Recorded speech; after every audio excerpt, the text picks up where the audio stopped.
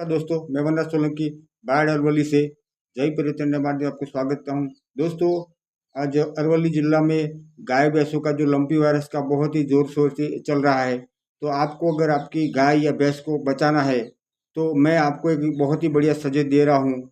जो हमारे पास जय परिवर्तन, मेरी कंपनी का जय परिवर्तन मार्केटिंग का CFM पाउडर, इसको कैटल फ्री मार्क्स पाउडर बोलते हैं। अगर आपकी गाय या भैंस को लंपी वायरस हुआ है तो उसको सुबह 3 चम्मच और शाम को 3 चम्मच देना है।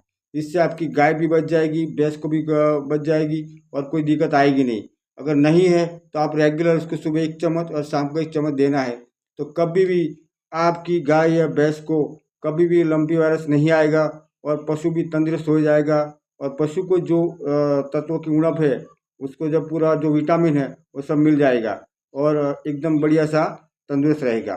तो दोस्तों, याद रखना, जय परिवर्तन का ये CFM पाउडर, कैटल फिंग मास्क पाउडर, अगर आपके पशु को लंपी वायरस हुआ है तो आपको इसे ज़रूर देना है। सुबह 3 चम्मच, शाम को 3 चम्मच। વધુ जानकारी के लिए मेरा मोबाइल नंबर है 9327429358, वरना सिंह सोलंकी। जय परिवर्तन, घर घर परिवर्तन, दिल से हर दिल तक।